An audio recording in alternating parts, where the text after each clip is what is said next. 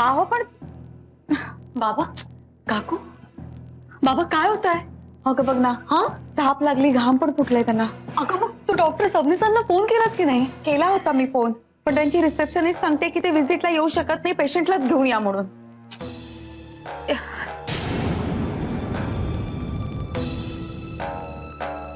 Hello hello, मी मंजिरी बोलते. Please जरा डॉक्टरांना फोन देता का? अहो जरा अर्जंट आहे, प्लीज डॉक्टरांना फोन द्या. आज आत्ता चढलाय माझा. सुरुवात मी प्लीज नाही केली होती. मी फोन होल्ड करते, तुम्ही आत्ता डॉक्टरांना फोन द्या. हा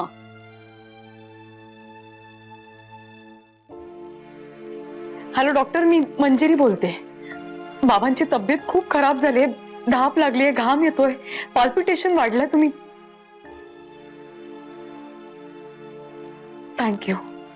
थँक्यू सो मच डॉक्टर. बाबा बाबा तुम्ही पडा ना जरा. येतात डॉक्टर. सावकाश.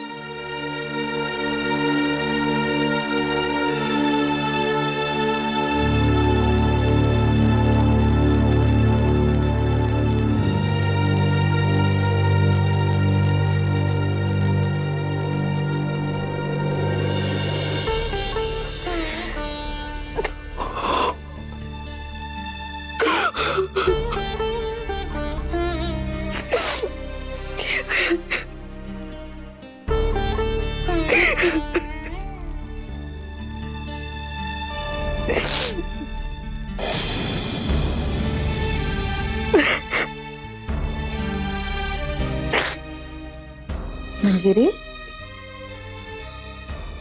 अगं असं काय करतेस? काही झालं नाहीये दादांना. आता ह्या वयात तब्येतीच्या बारीक सारीक तक्रारी असणारच ना. माझंच चुकलं, मी उगाच तुला पॅनिक होऊन फोन केला.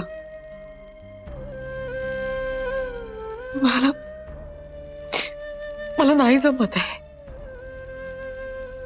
खरंच नाही जमत आहे. हे करत्या पुरुषाचा आव घेऊन घरभर फिरणं नाही जमत मला. ते म्हणजे तसंच झालं ना, लहान मुलं दाढी मिशा लावून मोठा दिसायचा प्रयत्न करतात तसं. अगं काय बोलतेस तू वेड्यासारखं? खरं तेच बोलतेय ना. मी शुभ्राला खुश ठेवू शकत ना, मी बाबांची नीट काळजी घेऊ शकते. आता बाबांची काळजी घेण्यासाठी मी जास्तीत जास्त त्यांच्या बरोबर असायला हवं होतं, पण मी आपली गावभर हिंडते, लोकांची घरं आणि दुकानं रंगवत. अगं ते काम आहे तुझं बाळा. बाबांची काळजी घेणं हे कर्तव्य आहे माझं. आणि शुभ्राच्या भवितव्याचं काय? तू घरात बसून तिचं भविष्य घडवणार आहेस? तेच तर म्हणते ना मी काकू, एवढा ताण नाही जमत मला. ती माणसं खूप वेगळी असतात का, जी घराबाहेर कर्तृत्वही गाजवतात आणि घर सुद्धा छान सांभाळतात.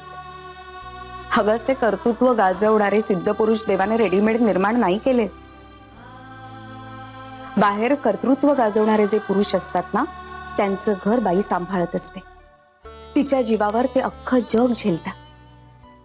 बाई घरात शांतपणे रमू शकते कारण ते पुरुष बाहेरच्या जगाशी दोन हात करत असतात. कुठली झळ त्या बाईपर्यंत ते पोहोचू देत नाही. आणि बाई जेव्हा बाहेर काम करत असते ना, तेव्हा त्याची कामं तिनं आणि तिची कामं त्यानं वाटून घेतली असतात. गाडी दोन चाकांवरच चालते ना ग. इथे तर तू सगळीच कामं एकटीनं करतेस.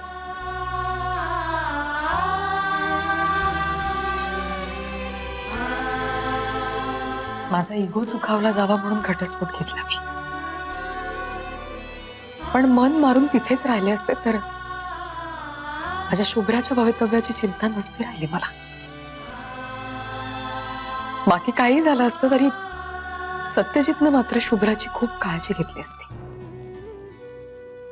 7 वर्ष मागे जाऊन काळाची चक्र नाही ना फिरवू शकणार तू. आज साधं रस्त्यात एखाद्याशी भांडायचं जरी झालं तरी मनू, तुला आज सत्यजित रावांची आठवण येत असेल तर तो तुझा दुबळेपणा नाहीये बाळा, प्रेम आहे तुझं ते.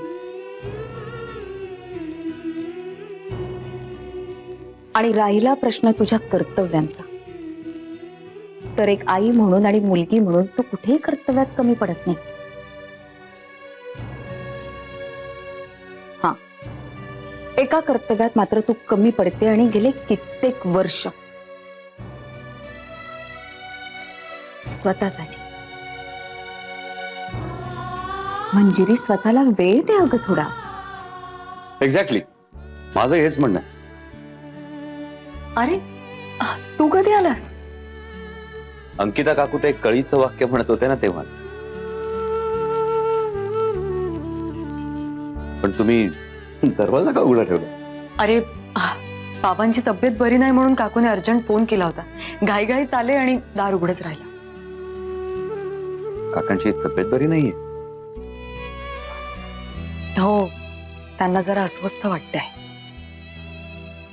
बघू आता, डॉक्टर यायचे अजून. अरे पण तू कसं काय इकडे? या सरूला आज ऑफिसला सुट्टी, नो ऑफिस. मग तुझं काय आज? माझी तर खूप कामं पडली आहेत. अरे पण आता डॉक्टर येऊन गेले की मगच जाईन मी.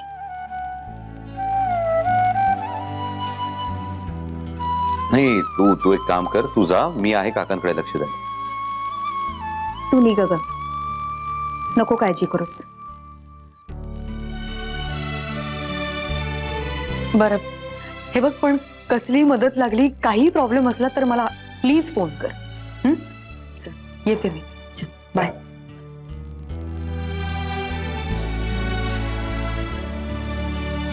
काका, आते कॉफी घेणार आहेस?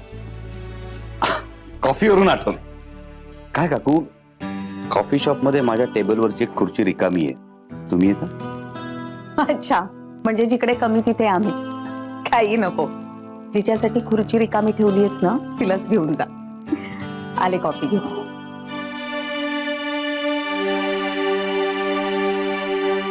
दिवस कधी उजाडणार आहे कोणास?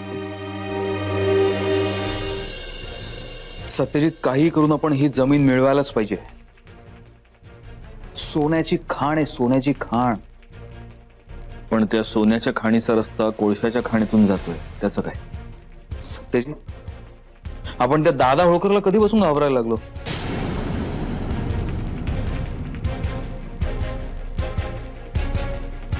तुला पुन्हा हे सगळं सुरू करायचं? खरं तर हो, त्याला त्याच्या घरातच घुसून मारायचंय मला. विहंग, मला कळतंय तुझ्या आत हा लावा का खपखपतो.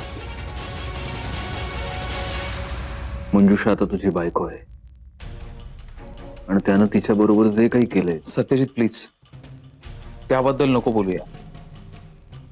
सॉरी, पण आता तूच विचार कर. तुम्ही दोघांनी तुमच्या पोटच्या मुलाला इतक्या लहान वयात त्या बोर्डिंग स्कूलमध्ये घातलं. तू जगाला शिस्ती बिस्तीची कारणं दे, पण मला माहिती आहे तू हे का केलंस. तुला दादाच्या थ्रेट पासून तुझ्या मुलाला प्रोटेक्ट करायचं होतं,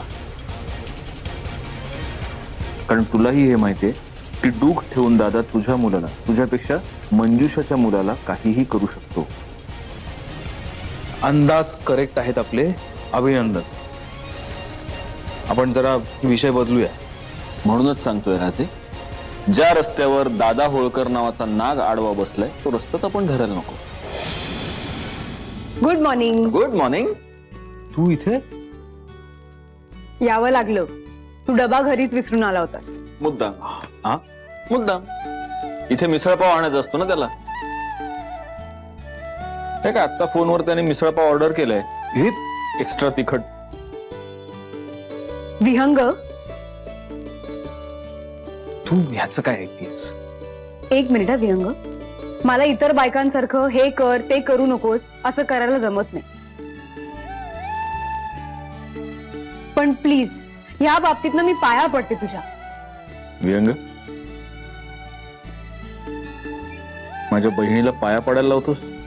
जायदाद से बेदखल कर दूंगा. तेव्हा प्लीज तुम्ही दोघं आता पिडू नका मला. माझ्याकडे वेळही नाहीये तेवढा. तुझ्यासाठी वाट वाकडी करून आले इथे. मला अनाघाताईंकडे जायचंय आमच्या एनजीओच्या कामासाठी. आणि मग मी आर्याला प्रॉमिस केले की मी आज घरी येणार आहे म्हणून. आणि हो, आराध्यसाठी स्वेटरही घेऊन पाठवायचंय नवीन. साहेबांचा फोन आला होता काल, स्वेटर हरवला म्हणून. बिचारं माझं बाळ त्या 5 गणीच्या थंडीत कुडकुडत असेल. हा, चान्सच नाही कुडकुडायला. माझा मुलगा आहे. एव्हा शाळेतल्या सगळ्या मुलींचे स्वेटर पोचले असतील त्याच्या खोलीवर.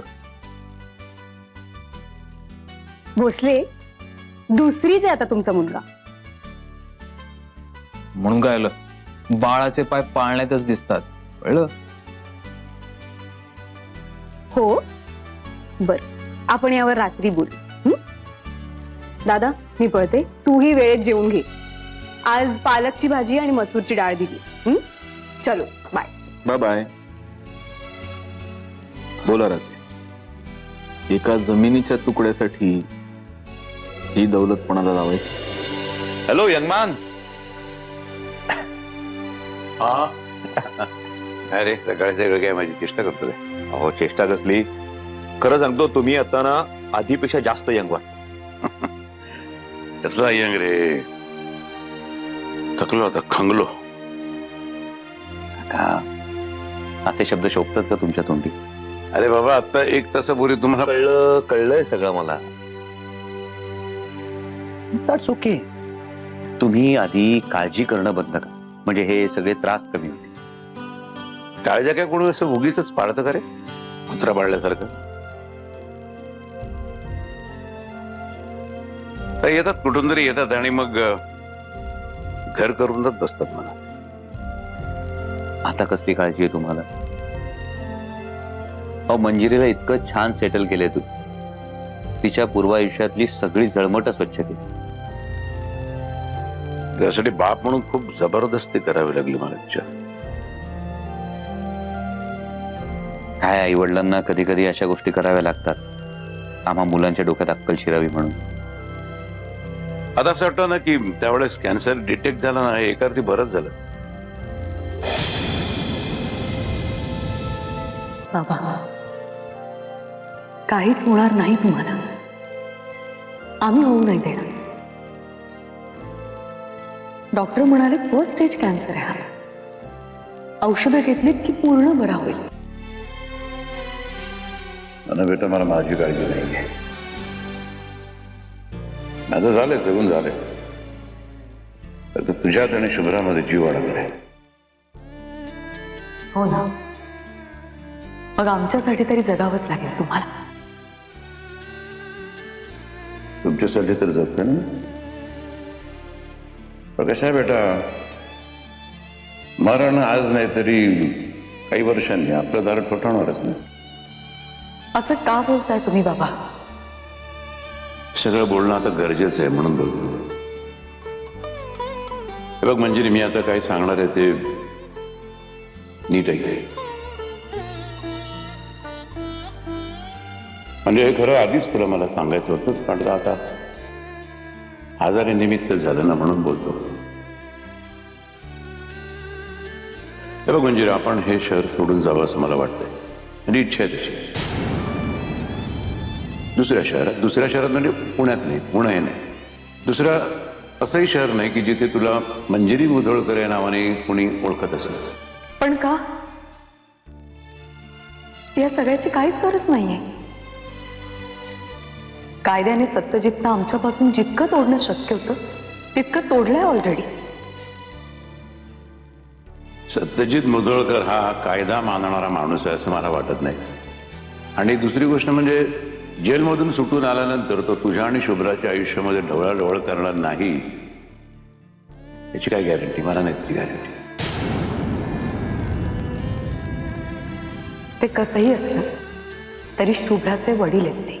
तो एक खुनी आहे आणि एका खुनी बाबाची लेख हा शिक्का कपाळावर आयुष्यभर घेऊन शुभ्रानं जगावं असं तुला वाटतंय का? हे बघ, आपण हे शहर बदलून जाऊ म्हणजे बघ तुला सुद्धा तुझं आयुष्य नव्यानं सुरू करता येईल, खऱ्या अर्थानं नव्यानं सुरू करता येईल. तुला हवं तसं तू जगू शकशील, तू आणखीन शिकशील, तुला काही प्रोफेशनल कोर्स करायचा आहे तो करू शकशील, तुला समजा कुठला स्वतंत्र व्यवसाय करायचा आहे तर मी तुला सगळं सेटअप करून देईन. या या या चिखलापासून या दलदलीपासून दूर असं निकोप वातावरणामध्ये आपली शुभ्रा वाढेल, मोठी होईल आणि मुधोळकर आणि त्याच्या त्या शापित कुटुंबाची सावली सुद्धा आपल्या शुभ्रावरती कधी पडणार नाही. पण त्या माणसांचा खूप जीव आहे आपला शुभ्रा. हे बघ, आता त्या कुटुंबाचा आणि शुभ्राचा आयुष्यात काय आता संबंध राहणार आहे का?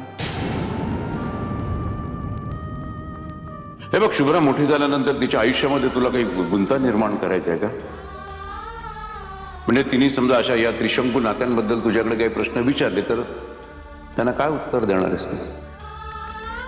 पण प्रश्न तर ती विचारणारच आहे.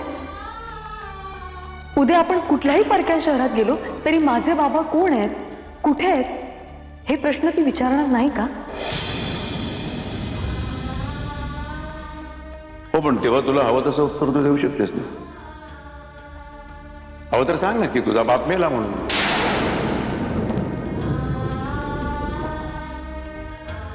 बाबा, हे बघ, तुझा बाप आता मरणाच्या उंबरठ्यावर उभा आहे. मी जर कॅन्सर माझा ट्रीट करावा असं तुला जर वाटत असेल ना तर तू माझं हे एवढं बोलणं ऐकशील. हे बघ, यानंतर मी तुझ्याकडे दुसरं काही मागणार नाही, खरंच काही मागणार नाही. एवढं मागत होय, मला वचन दे.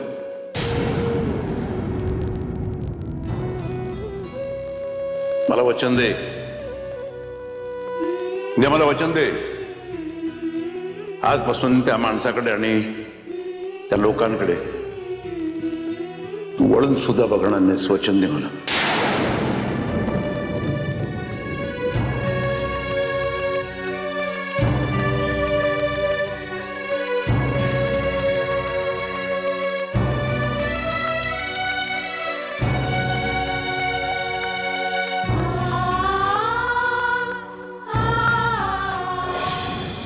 काही रोग उपचाराने बरे होत नाहीत, शस्त्रक्रियाच करावी लागते.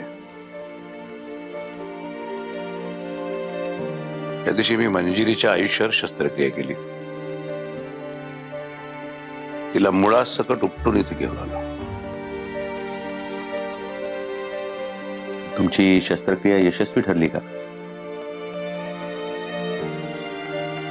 मंजिरी रुजली इथे.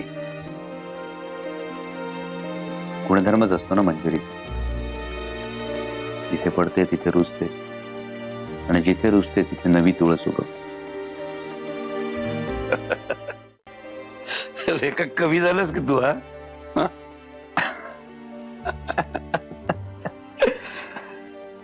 इश्क ने हमें निकम्मा कर दिया वरना हम भी आदमी काम के थे.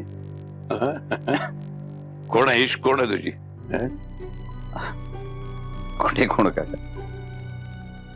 माझी सोय अजून तिथेच अडकली जिकडे 7 वर्षांपूर्वी अडकली होती. काका आराम करत. अरे काय नाही, आता मस्त. मी तू आलास ना, खूप बरं वाटायला लागलं मला आता. हा, सॉरी स्वप्नील, मला माफ कर. माफ? कशाबद्दल? त्यावेळेस मीच तुला सांगितलं होतं, भरीस पाडलं होतं, मंजिरीचा विचार कर म्हणून. काका प्लीज प्लीज, हा गैरसमज आधी मनातून काढून टाक. कोणीतरी भरीस पाटलं म्हणून कोणी कोणावर प्रेम करत नाही. मला मंजिरी आवडत होती, पण तिने त्याच वेळी स्पष्टपणे सांगितलं की तिचा तसा काहीच विचार नाहीये. तिच्यासाठी तो विषय तिथेच संपला. माझं नशीब आहे की तिने अजून आमची मैत्री तरी टिकवून ठेवली. पण तुझ्यासाठी तो विषय अजून संपलेला नाहीये ना. हे काही ठरवून झालं नाही का? मलाही वाटलं होतं की माझ्या आयुष्यात दुसरी कुठली तरी मुलगी येईल, लग्न करून मी तिच्याबरोबर सेटल होईल. 7 वर्षात असं काही झालंच नाही. आता मात्र आईबाबांना सांगून टाकलं मला अरेंज मॅरेज करायचंच नाही. आता मी वाट बघतो कोणीतरी माझ्या आणि मी कोणाच्या तरी प्रेमात पडण्याची. तुझ्या प्रेमात काही कोणीही पडेल रे, पण जोवर तुझ्या मनातून मंजिरीचा विचार जात नाही तोवर तू प्रेम करणार नाहीस कोणाला.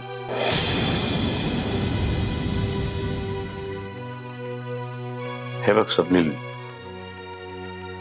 त्यावेळेस मीच तुला सांगितलं होतं की तू मंजिरीचा विचार कर, पण आता मीच तुला सांगतो मंजिरीचा विचार मनातून काढून टाक. असं तिच्यासाठी स्वतःचं आयुष्य थांबवून ठेवू नकोस. मी म्हटलं ना काका, हे मी ठरवून थांबलेलो नाहीये. पण मग आता ठरवून पुन्हा चालायला सुरुवात तरी कर. काय काका, तशी केली तरी सगळ्या वाटा फिरून फिरून पुन्हा त्याच बस स्टॉपवर येतो. मी पुन्हा तिथेच उभा राहतो बसची वाट बघत. आणि बस नाही झाली तर स्टॉपवर वाट बघण्यातही आनंद आहे. तू असं बोलायला लागलास ना की मला माझ्या नशिबाची चीड येते.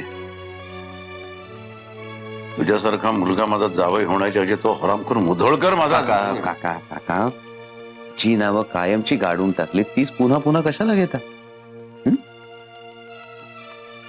पर मी जमलं तर संध्याकाळी पुन्हा चक्कर टाक. तोपर्यंत तुझी बस सुद्धा आलेली असेल. बस पेक्षा मिनी बसला भेटायचंय.